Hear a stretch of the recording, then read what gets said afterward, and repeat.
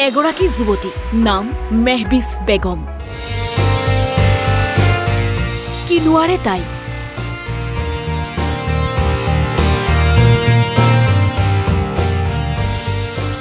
একেলগে ৪-৫টা কাম কৰি আছে মেহবিজে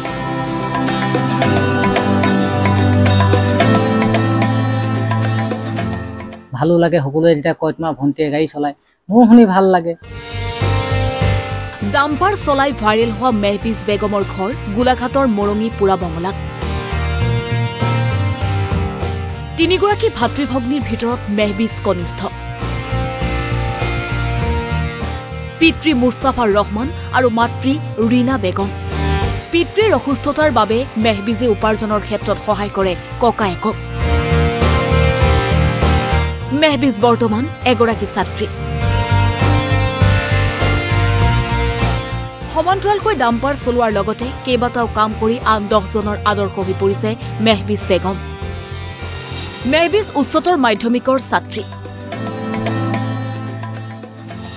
মেহবিজে বেংকৰ মেনেজাৰৰ গাড়ী চলায় মেহবিজে ডাম্পাৰো চলায় মেহবিজে সৰু গাড়ীৰে ভাড়া মাৰে মেহবিজ ছ'চিয়েল মিডিয়া ইনফ্লুৱেঞ্চাৰ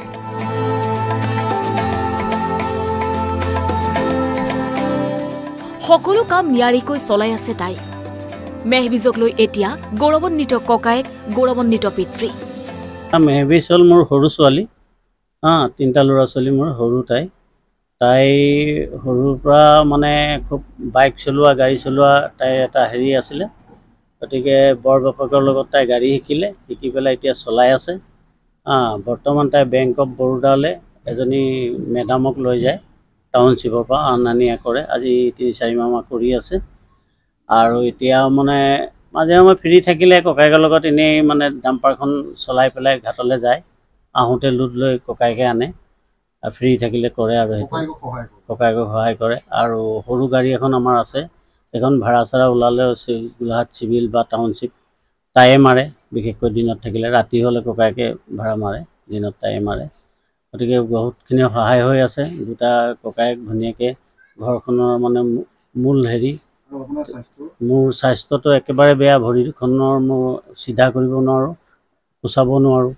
গতিকে মই একো কৰিব নোৱাৰোঁ আৰু মোৰ ল'ৰা আৰু ছোৱালী সম্পূৰ্ণ খৰচ ঘৰখন কৰি আছে দুইজনে মোৰ ভণ্টি মেহবিজ বেগম সকলোৱে নিকি বুলি চিনি পায় তাই সৰুৰ পৰাই খুব আপোনাৰ এইবিলাক বাইক গাড়ীৰ প্ৰতি অলপ চখ আছিলে ময়ো তেনেকৈ অলপ উৎসাহ দিলোঁ গতিকে তাই এতিয়া নিজাভাৱে এখন গাড়ীও চলাই আছে ভালো লাগে সকলোৱে যেতিয়া কয় তোমাৰ ভণ্টিয়ে গাড়ী চলায় মোৰ শুনি ভাল লাগে আৰু যিহেতু আমাৰ আব্বা আজি বহুত দিনৰ পৰাই অসুস্থ ঘৰতে থাকে ওলাব নোৱাৰে গতিকে আমি দুইজনে মিলি পেলাই উপাৰ্জন কৰি ঘৰখন চলাই আছোঁ আৰু ভণ্টি আৰু মই হয় আৰু এইবোৰ কৰাৰ লগতে তাই আপোনাৰ ছ'চিয়েল মিডিয়া বা অন্য প্লেটফৰ্মত ইনষ্টাগ্ৰামে ধৰক সকলোতে তাই এক্টিভ আছে আৰু আপোনাৰ তাই সমান্তৰালভাৱে আৰু তাই পঢ়া শুনাও চলাই গৈ আছে ময়ো যিমান পাৰোঁ সাহস দিওঁ কাৰণ যিহেতু মই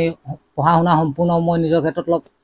ফাইনেন্সিয়েলৰ ক্ষেত্ৰত অলপমান পিছ পৰি গ'লোঁ গতিকে তাইক অকণ সাহস দিছোঁ তাই যেতিয়া আগুৱাই যাওক সেইখিনিয়ে মোক ক'বলগীয়া আৰু আন 10জনৰ আদৰ্শ হৈ পৰা মেহবিজ আৰু আগুৱাই যাওক আমাৰ ফালৰ পৰাও থাকিল অযুত শুভেচ্ছা